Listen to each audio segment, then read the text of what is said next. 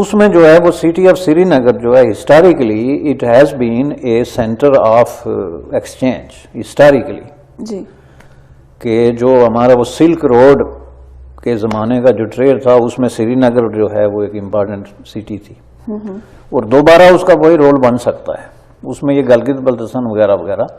اور اس میں جو ہے کے لیے ضروری ہے کہ انڈیا جو ہے وہ سی پیک کو اپوز کرنے کے بجائے اس میں شامل ہو جائے.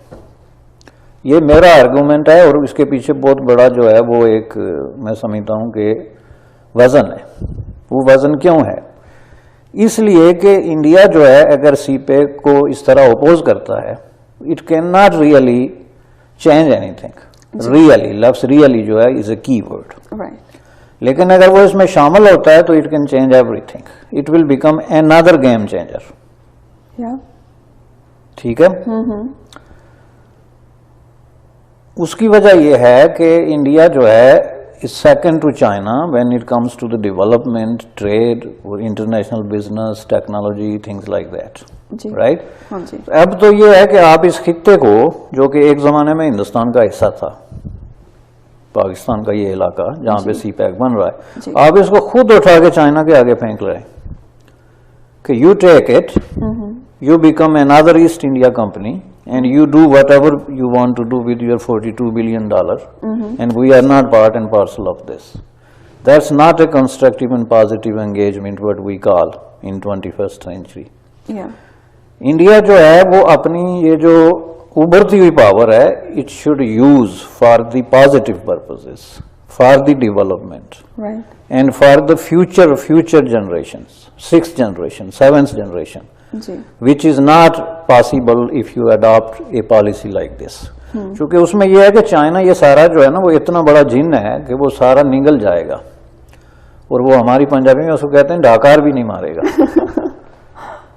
اس کی وجہ ہے کہ وہ ایک ترقی کے راستے پہ جو ہے نا is enormous, is going huge.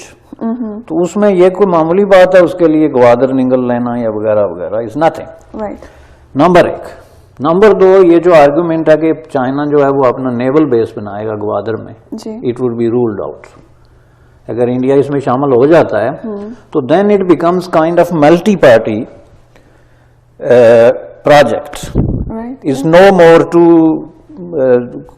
Neighbours China اور پاکستان کا اندرونی معاملہ نہیں رہ جاتا. It becomes a multi party project جس میں انڈیا کی بھی اتنی سے ہوگی جتنی ممکن ہے چائنا کی ہو. And then bring the Russia in جو کہ آلریڈی آ رہا ہے. تو اس میں یہ جو پاکستان کی ماناپلی ہے اس سے کہ they are going to use it as their own little thing, they can not use it. Right.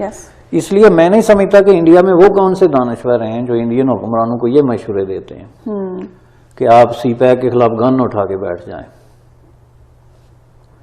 This is not something you can feel it. اس کا کوئی راستہ نہیں ہے چونکہ اٹس ٹو کمپلیکس. اس میں پھر یہ ہے کہ میں نے آپ کو ایک فائدہ یہ بتایا کہ یہ ہوگا کہ آپ کا یہ کنسرن ختم ہو جائے گا کہ گوادر میں کوئی نیول بیس بنے گا چائنا میں جس میں انڈین اوشن میں جو سپرمیسی ہے اسٹیبلش ہوگی. اس میں اگر کوئی ڈیولپمنٹ ہوگی اور ڈیفینیٹلی ہوگی تو اس کا اتنا ہی فائدہ جو ہے وہ اس کو انڈیا کو بھی ہوگا جتنا چائنا کو ہوگا.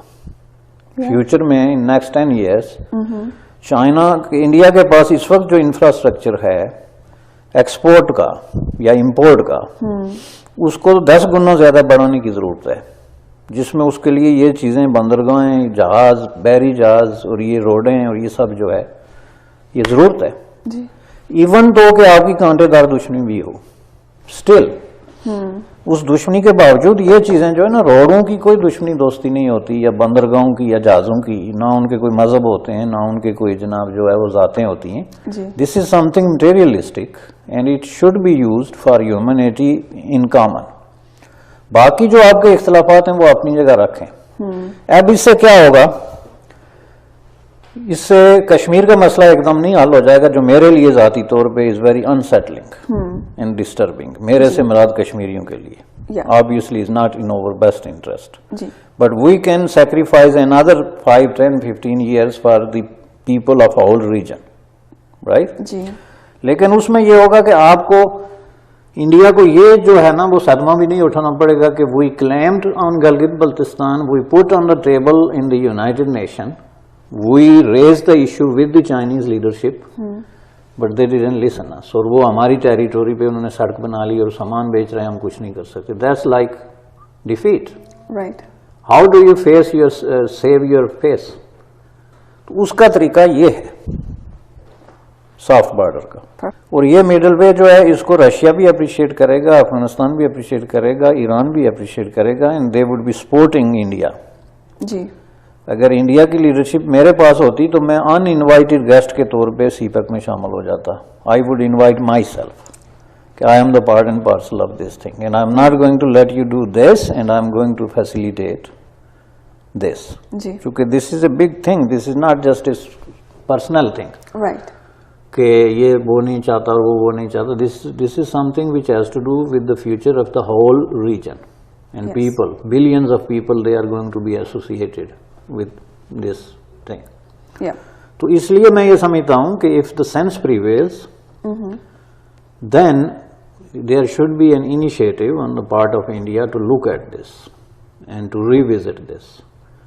اور میں سمجھتا ہوں کہ that will be the best thing we can do to our new generations. With the exception of China, باقی سارے نیبرز کے ساتھ پاکستان جو ہے اس کے تعلقات جو ہیں وہ آلموسٹ ایک ایسے پوائنٹ پہ پہنچ گئے تھے جہاں پہ کہ بات چیت بھی جو ہے وہ تقریباً ختم ہو جاتی ہے, جس میں ایران تھا, افغانستان تھا, انڈیا تھا.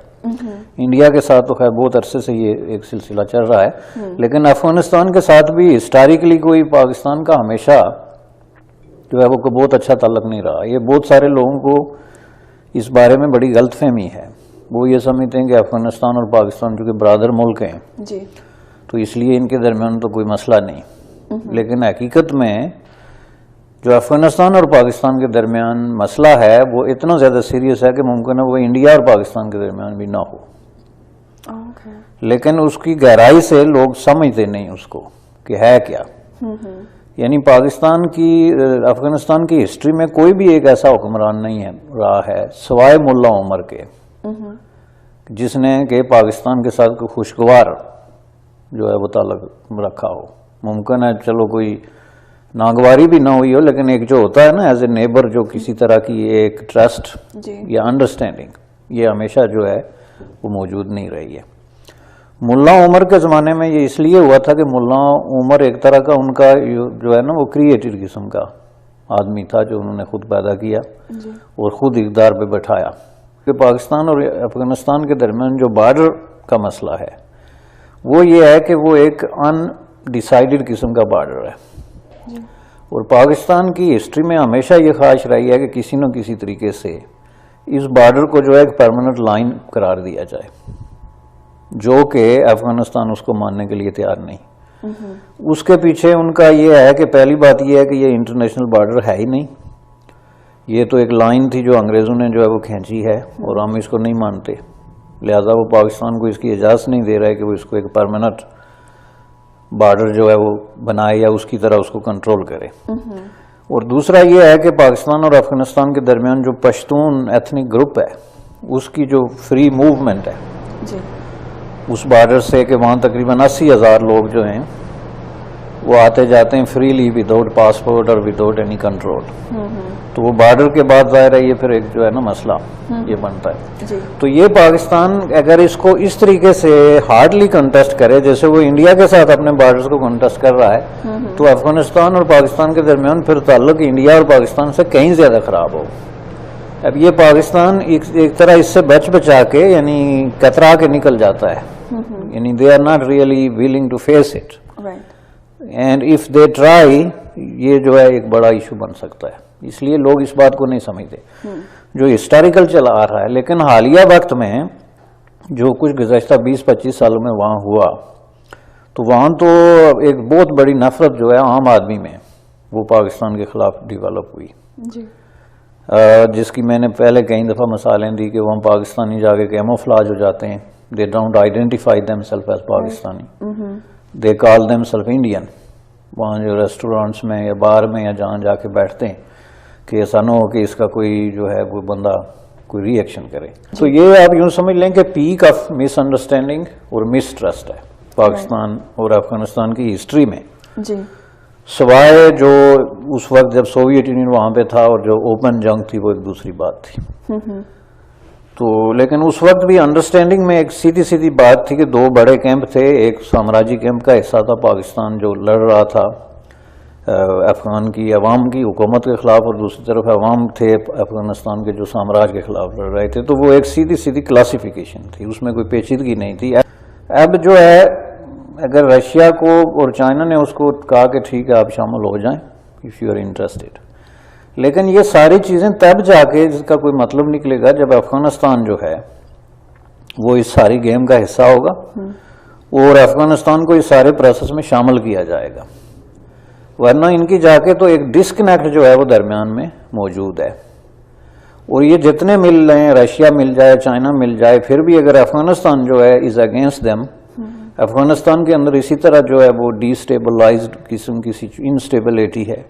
افغانستان کے اندر اسی طرح جو ہے وہ دہشت گردی کی کارروائیاں ہو رہی ہیں. افغانستان میں اسی طرح ایک ہاسٹائل قسم کا جو ہے وہ اگر ماحول موجود ہے تو یہ سی پیک جو ہے it can not give you the fruits you are expecting from it. اس کی وجہ یہ ہے کہ یہ پھر پورے خطے کو جو ہے ڈی اسٹیبلائزنگ فیکٹر کے طور پہ جو ہے آپ کے پڑوس میں ایک جگہ موجود ہے.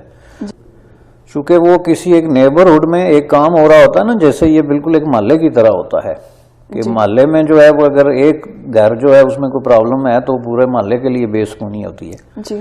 تو وہ رول ہے جو افغانستان کے اندر گزشتہ 30 سالوں سے 40 سالوں سے چل رہا ہے. ایک اٹیمپٹ ضرور ہے پاکستان کی طرف سے اپنے آپ کو جو وہ ڈپلومیٹکلی آئسولیشن سے نکالنے کے لیے, یا ایک طرح کی آؤٹ ریچ ہے, چلو ایک اچھی اٹیمپٹ ہے. جی. لیکن اس سے جو ہے اس اٹیمپٹ کا جو ہے جو بنیادی تقاضے ہیں, پری ریکویزٹ جس کو آپ کہتے ہیں نا, وہ یہ ہونا چاہیے کہ وہ افغانستان کے ساتھ یہ پروسیس جو ہے اس کو انیشیٹ کریں. جی.